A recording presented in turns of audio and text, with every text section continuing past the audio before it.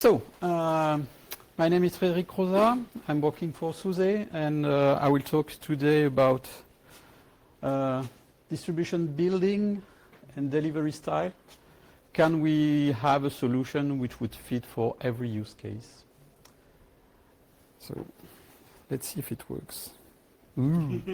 So, first, some warning, mostly for French people, might work for Belgian people also. SUSE doesn't do that. But we could do with it. Of course, you can drink it. Be careful, there is alcohol in it. But we don't do that. On the other hand, we do that. I hope you took a bottle of that at the booth. But anyway,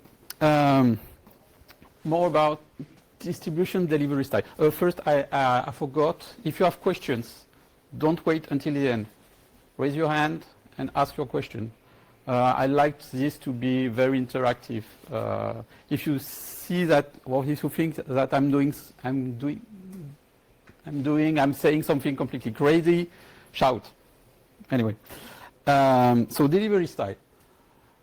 I classified a bit the style of delivery of Linux distribution in three. We could argue there are more, there are less, but roughly, I think there are three styles: rolling, regular for need of a better term, standard, boring, yeah, and LTS or enterprise. So in the rolling style, we have bleeding edge.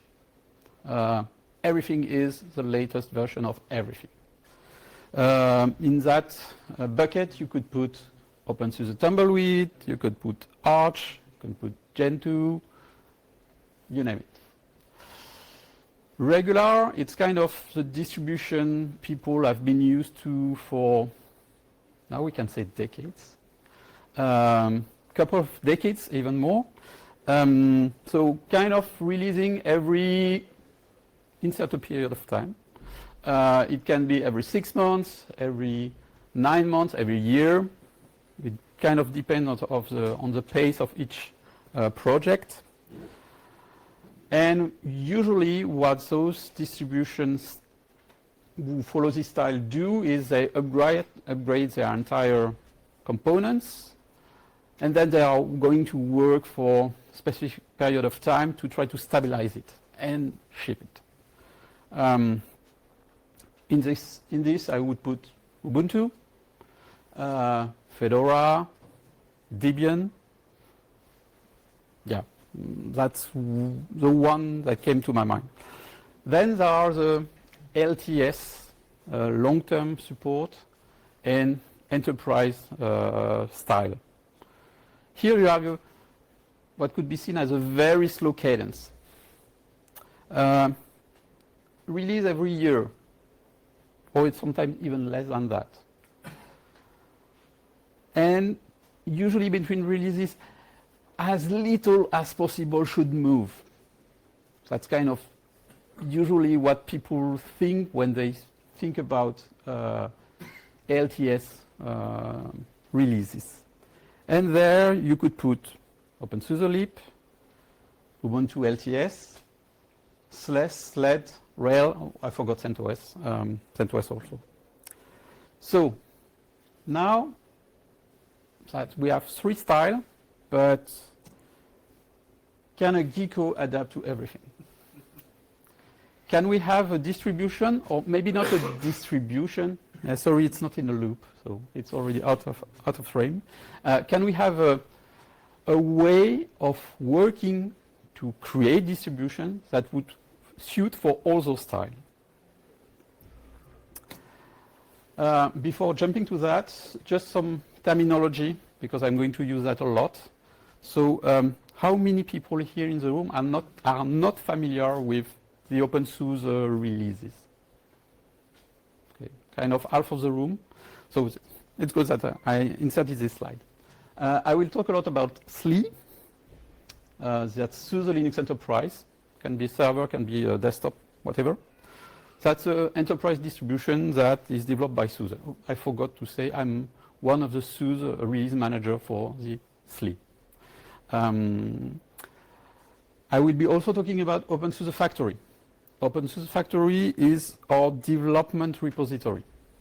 That's basically where all the latest version of everything lands to on openSUSE. Then we have openSUSE Tumbleweed. Tumbleweed is openSUSE rolling release. It's done by the openSUSE community, and it's only using factory packages, and it's tested by OpenQA. Often, people tend to mix between factory and Tumbleweed.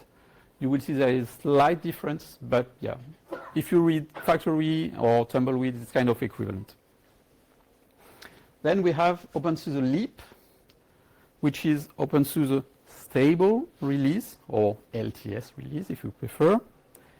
And it combines part of the SLE common code base with packages from factory. So kind of stable or enterprise ready packages with latest version of all the rest. More about that later.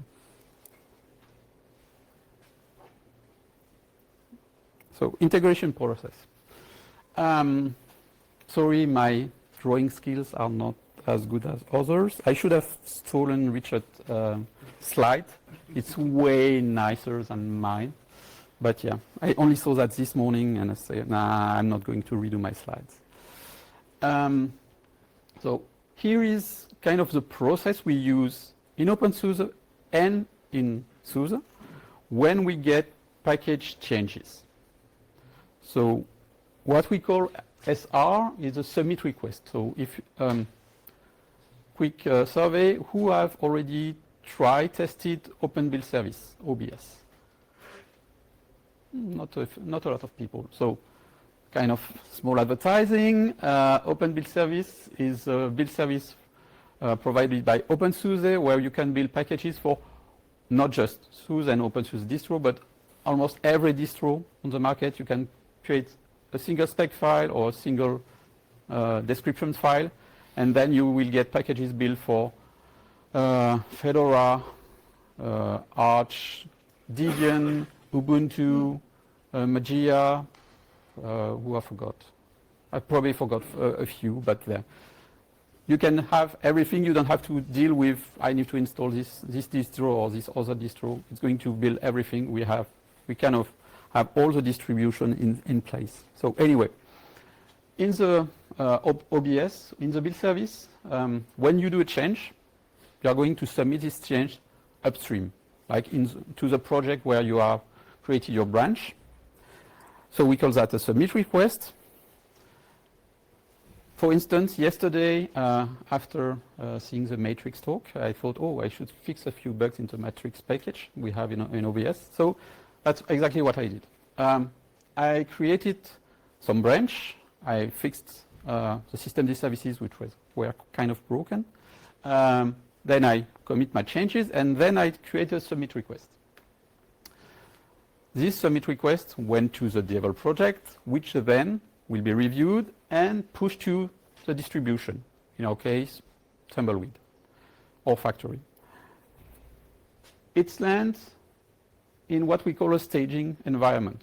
What does it mean? It's creating some kind of it's recreating the distribution, kind of Tumbleweed, but in this distribution, it's going to replace the package which are modified by this submit request with exactly those new version of the package. And then it's going to rebuild the distribution for the packages which have build dependencies on this modified package. Let's take another example, because yeah, Matrix is not a core package. Let's take openSSL. No, that's not. Okay, let's take something else. That's a good example. Yeah, openSSL. We have a new version of openSSL. We have to push it in the distro. How can we be sure it's not going to break the entire distro? So the developer work on openSSL, submit his thing, it's going in a staging. Staging is going to rebuild the entire distro with just this openSSL change. and then it breaks half of the packages. So you see that if you accept these packages, your distro is going to be in very bad state. So what we do is we block this staging, and we tell the packager either fix your package because it might be a package bug, or we tell people who are maintaining packages which would be broken by this openSSL change. Please, there is a new openSSL which is waiting to be accepted. Fix your damn packages. This way, we keep that in a staging. We have tons of staging for OBS, 150. And we wait until things get green. If it's green, at least on the build stage, then we generate the distribution, an ISO image of the distribution. And on this ISO image, what we do is we run OpenQA. On OpenQA, we are going to test not the entire suite of tests we have for the distro, but we are going to test like 5 main cases, like does it boot, does it install, does it run GNOME because it's our default desktop environment, does it boot, does it install, does it run minimal X server with XDM, does it boot, does it install, does it run crypt LVM, because we have noticed people tend to break that very often, and a few others, like five things. Then we see either it passes, either it breaks. It could break because there is a real bug introduced by the change. Like we got the example of the free IPA maintenance update or fixes which were like, no, it's not really fixing stuff. Or it could be that there is a UI element which has changed, a background which has been updated, etc. So it's not a bug in the test case. It's not a bug in the package. It's a test case which needs to be updated. We check that, and then there is a review of the changes by humans. At SUSE, at openSUSE, we have a rule of 4 eyes principle, so 2 persons have to review each submit request. If it goes in, so everything is green, then we accept the change. Then it's going to be integrated in the distro. A new image is going to be generated, and then this image will go through OpenQA again, but this time with not just 5 test cases, but like 100 test cases, or maybe more. I'm not sure. 210 for Tumbleweed, right? 210 for Tumbleweed, which can take, half a day, it depends. And what if at this stage some tests fail? What happened in this case if some tests fail? That's the difference. For instance, in Tumbleweed, we are going to gate the release of this distro to the public. So if we see that it's a minor leaf packages, which is kind of breaking one small test, the release manager might decide, it's good or it's bad, we can ship it.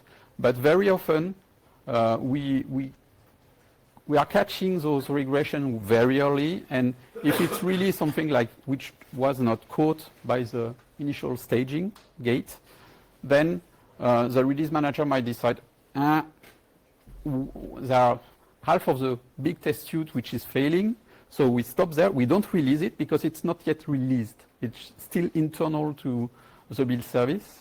So we can say, doesn't pass, we revert it, and then we can continue again back to stage.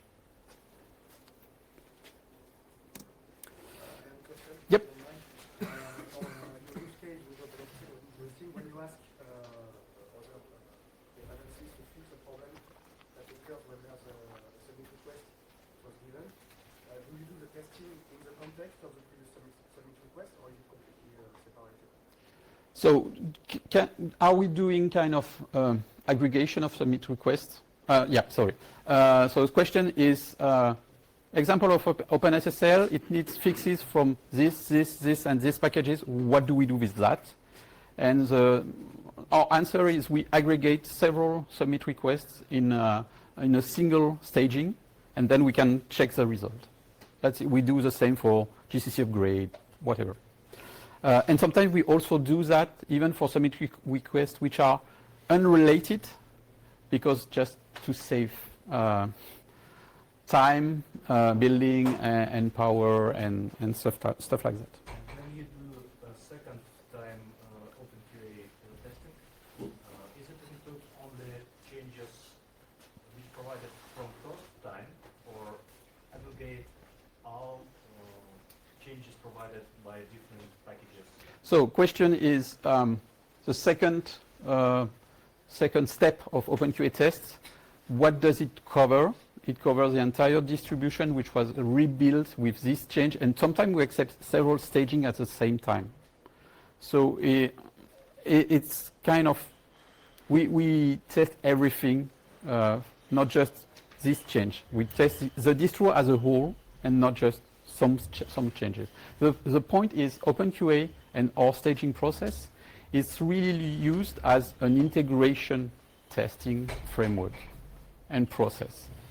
That's kind of the power of distribution, is we provide a coherent set of packages. It's not just random packages thrown against the wall and we keep only the one which stick on the wall. So we have this staging system, but we also have some rules we enforce. So this is just for SUSE Enterprise Linux, so this is just for the SUSE employee. But still, it's interesting to know. We have a policy we call factory first. This policy is in effect since SLE 12 SP3, which is 3 years, maybe a bit more. 2 years, yeah. So what we tell the SUSE people, whenever you can, do your development upstream. Upstream is a given. Like, if you can, do your development upstream in the upstream project. But very often, development has to be done not at the upstream level in the project itself, but at the package level, which is kind of SLE level or openSUSE. And what we tell people, please do your work directly on factory, on Tumbleweed, and then you push back your changes to the SLE version. Why we are doing that? It's simply because we want to be sure that when we release the next major code stream of the SUSE Linux Enterprise product, we want to not lose everything which was done, because we base our SLE product on Tumbleweed when we branch a main code stream. And I have a very good example. When we worked on SLE 12 a few years back, we branched again from Tumbleweed, our factory at the time, and we checked all the packages to make sure, are we missing patches from our SLE 11 code base in factory. And we found one packages which had a missing patch in factory. It had this patch in SLE 11. Then we went back a bit more in SLE 10, then SLE 9, which means for 10 years, roughly, one guy was redoing his work every 2 or 3 years, backporting a patch which was applicable without any change directly in the upstream of openSUSE. So some people might say he was making sure he keep his job. I hope not. But we didn't have this enforcement like, please make sure all your change you do, you push that in the openSUSE distribution, so that first the entire openSUSE people can use it, test it, report issues, improve it maybe, but also it will save you a lot of work in the future. And it's still a process which is still ongoing internally. We still have a lot of arguments on that, because it's kind of, as you know, working upstream, being either the upstream of the distro or upstream in project, it's difficult because you have to get your code reviewed. And sometimes people tell you, no, redo it. So yeah, we have all of that. We have a lot of automated check when people work on this, and we also have automated check to make sure that when somebody sends something on SLE, on the SLE code base, the submit request, we check that is this change already in openSUSE or not, and if it's not, then a bot is going to add a comment on the submit request telling, nah, you should, it's different. We could not find your change in openSUSE. Please comment, or please fix it, or whatever. And then people, sometimes they argue with a bot, which can be quite funny. But very often, it has been proven very effective that they just fix it because they were sometimes new in the company or whatever. So they didn't knew that they were diverging kind of by mistake or not knowing, unknowingly. So with the thing we discovered that when you can implement quality check or code review check as much as possible with bots, this way people will not be as pissed as if they were being told by directly a human guy. A bot, they will say, yeah, I'm going to fix it because otherwise the bot will keep complaining. If it's a human, you will get a mail. Then you reply and then you get another mail. And then you spend half an hour arguing. Yeah, I derail a bit, but yes, this is done, this is done, this is done. Yep. And thanks to all of this factory first policy and so on, we are making sure that our development is always done in the open. So if you want to follow what's going on SLE, since we are in beta phase, you can see it on OES. Yeah. So as I said, we have bots making sure that we follow this factory first policy, and which are doing a lot of reviews. We have the legal bot, which is kind of going to crawl the entire code base for the package and making sure that there is not some proprietary in a few header files or these kind of things. It's going to either detect that there was already a legal review in the past on the same code base, or if it's completely something has changed a lot, like recently we had a community guy who redid the entire icon set for YAST or installer, and it triggered a lot the legal bot because those are SVG files generated by Inkscape, I think, and they were triggering the legal bot because it had a lot of templates about the license of the image. So yeah, after you get a human, preferably a legal guy, to press the button and say, yeah, that's okay, or nah, you have to fix it.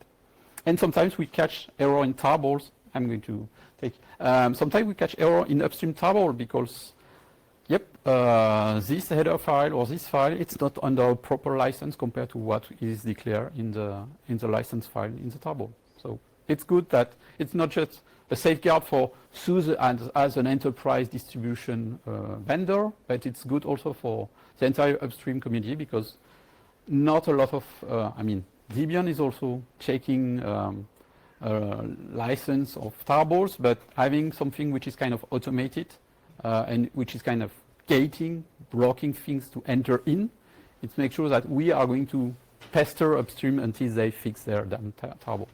Question in the back. I'm wondering what license do you use? Kevin. So the bot we use is called Cable. It's free software. We have released it. It's available on GitHub/openSUSE. And for all our contribution, all the work that SUSE and openSUSE people are doing, either they follow, of course, upstream license, or it's usually under GPL. So I told about legal bot. We have a maintenance bot, which is kind of making sure that people submit something which is already building, because if people submit a package which is not even building in their project is a home directory, it's not great. We have a changelog checker, for instance. Fourthly, we want to make sure there is always a reason why people are touching a package, like a bug number, a feature number, this kind of thing. Or my favorite, ensuring that patches are mentioned in changelog. We have a bot for that, which is making sure that people don't drop patches without saying why they drop it. And you don't know how many things. So when this happens, the bot directly declines the submission, like 5 seconds.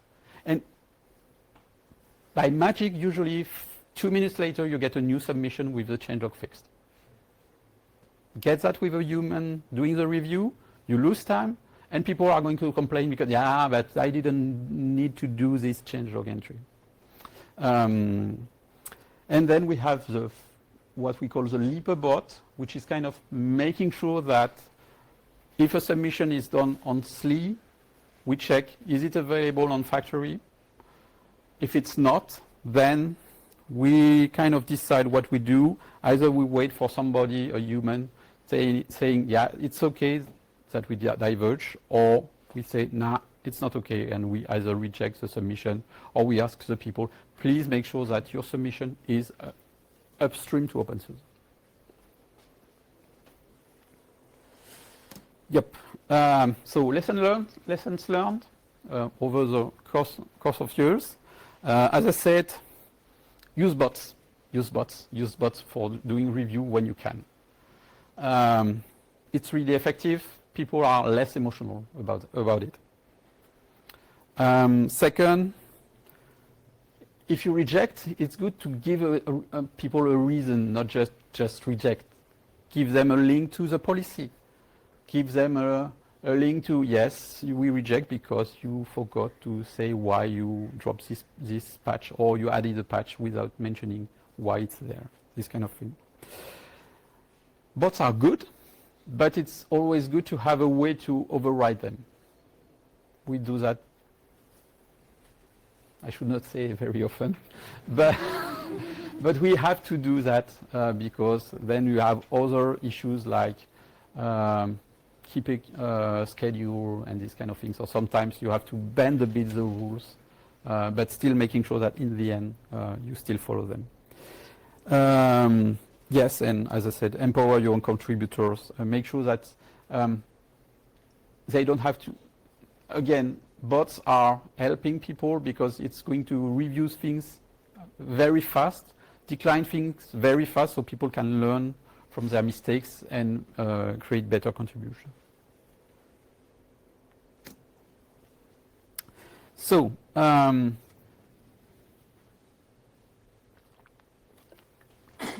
I talked about our processes, but thanks to those processes, we can do kind of whatever we want. And when I created my slides, I forgot about Cubic, but yeah. For those who didn't attend Richard's talk this morning, it's available. It will be available later on the FOSDEM website. But anyway, openSUSE Tumbleweed. Rolling release, which means it's rolling all the time. It has tons of staging. So on Friday, when I double-checked my slide deck, I checked.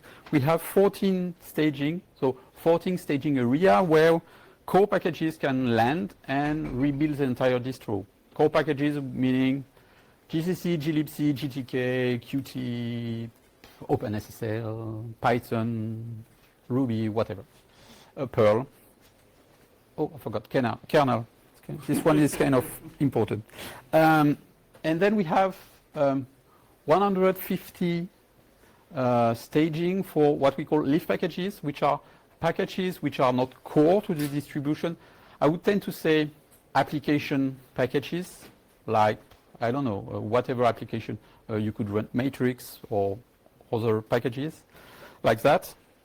For those packages, we don't rebuild the entire distro because we know that they are leaf packages. The distro doesn't depend on them. They depend on the distro. So we just rebuild those packages In a staging, make sure that still they don't break everything, but we kind of save computing power to not rebuild everything.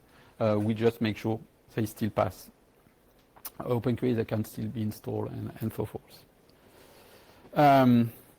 Yeah, as I said, I took the example of openSSL earlier, but when we get a new GCC, a new Python, a new Perl, whatever, it can take time to land those things in.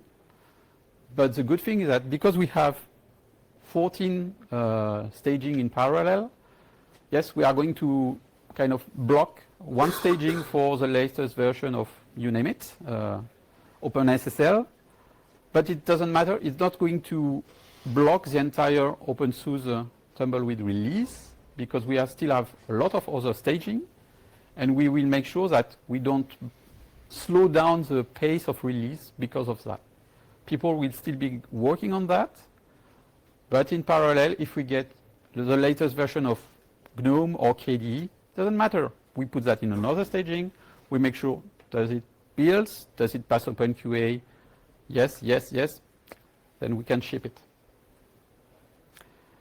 So some numbers stolen from Richard's slide deck a few years back. So I'm not even sure those numbers are accurate anymore. It's faster there. Okay. So for a quiet week, and in red for a busy week, but I guess busy would be higher these days. There was between 3 and 5 release of Tumbleweed during the week. So the entire distro was released 3 times or 5 times. Kind of one release a day. Keep the bugs away. On those weeks, 550 packages were updated. Busy week, 300, maybe even more these days. 20 to 50 packages added and or removed from the DVD, because if a package has not been building for 6 months or something like that, we drop it from the distribution. It means that nobody cares about it. We cannot rebuild it. We cannot ensure that it's building with the latest GCC and the entire stack. It's not building if nobody, of course, we want people in advance on the development mailing list. This package is not building, we want the maintainer.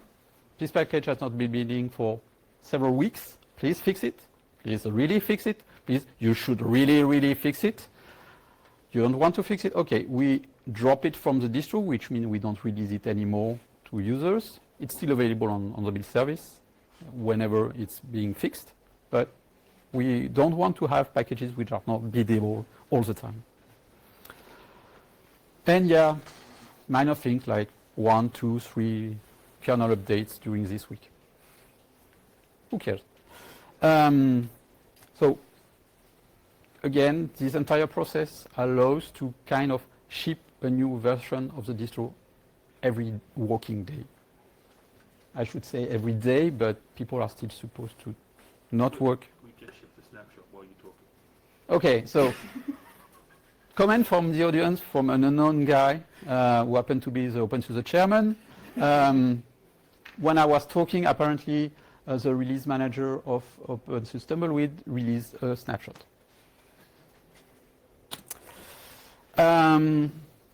SLE, so we were on the extreme rolling edge of things.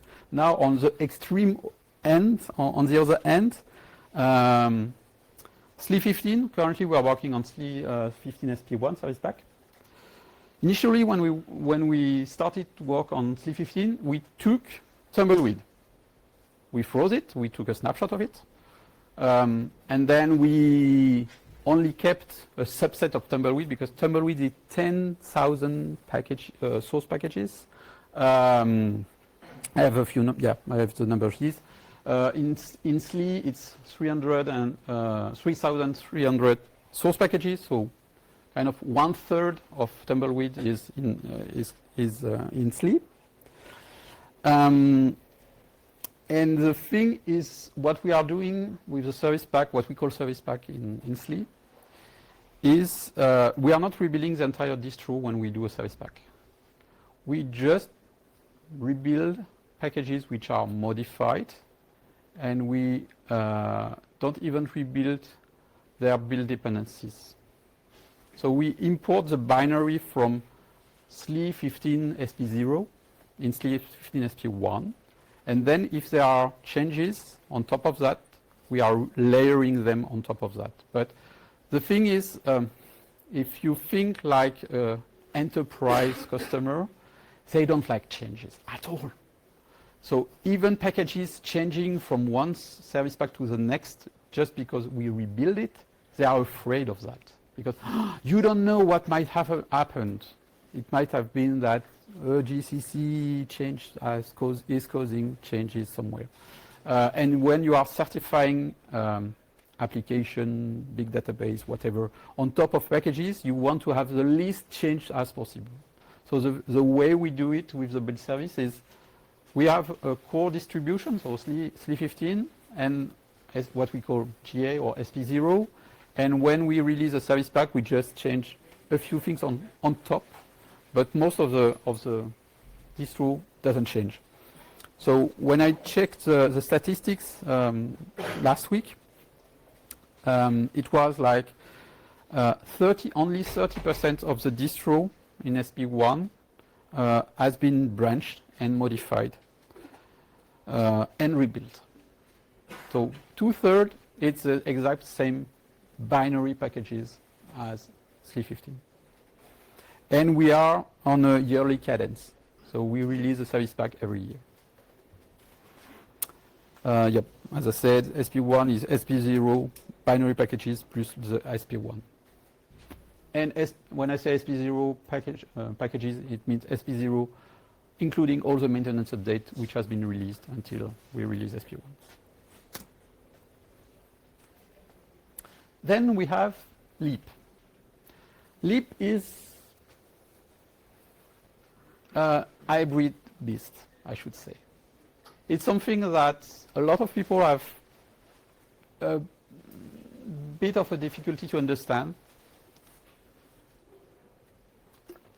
because people tend to, of course, compare us with our red friend, and our red friend have their enterprise distro and their rebuild of enterprise distro, which is exactly kind of almost the same. I'm not a specialist, so please, I'm trying to don't say anything wrong, but correct me if I do. The way we are doing openSUSE Leap is slightly different. We are not just giving all the source packages from SLE. They are available on OBS if you want, so you can do whatever you want. But with that, we are giving that to the community, and would it make sense to not just rebuild and do a very small subset of the distro with kind of 1/3 of the packages which are on Tumbleweed, but use that as a core, which is kind of stable, maintained by a company which is going to take care of all the security updates, bug fix, etc. And on top of that, all the packages which the company is not interested into shipping and supporting, we add that. And that's kind of what Leap is doing. Leap is, there is a core set of packages which are inherited from SLE. And on top of that, there is all the packages which are latest and greatest from Tumbleweed, which are rebuilt on this core thing. So it allows you to have something for the community which is stable in the sense that it's going to be maintained. You don't have to have a lot of community people focusing on those core kernel and other things. It's handled by SUSE, but the rest, KDE, or I don't know, LXD, you name whatever desktop environment you want, or whatever other package you want. It's just, people just have to contribute it to Tumbleweed, and then they can just ask the openSUSE Leap release manager, please make sure to grab those packages in Leap. And they will be available on Leap. So in a sense, Leap is released at the same time as a SUSE service pack, which means Leap 15.0 was released at the same time, roughly, as SLE 15. And 15.1 will be released at the same time as SLE 15 SP1. And as I said, we had Tumbleweed packages when they are not available on SLE 15. And the slight difference is because our openSUSE Leap release manager likes challenge. You want to be sure that Leap could be rebuilt by anybody all the time. Those extra layer of service pack on top of service pack, it's good for an enterprise distribution. It might be seen as overkill for a community distribution. So on Leap, all the packages are rebuilt all the time, which sometimes cause some challenge for our openSUSE Leap release manager, because it discovers that, yes, there is a maintenance update which is causing these packages to not be rebuilt, but because we don't rebuild all the time on the SLE side, he noticed things before we noticed them. But in the end, it works quite nicely. And it's also very important, I forgot, because we are part of the reproducible distribution topic. So we have people working on making sure that what we build, people could reproduce it on their side. So it's also very important to be able to always being able to rebuild the distro and rebuild exactly the same thing that was rebuilt in the first place. I think that's my only graph in this slide. So to give an idea of where things are coming from in Leap. So in 15.0, because it was based on SLE 15, of course, you have kind of 2/3 of the packages which are coming from Tumbleweed, and 1/3, the core thing is coming from SLE. And then 15.1, because it's a stable distro, it's up to community to decide what they want to do in this new version.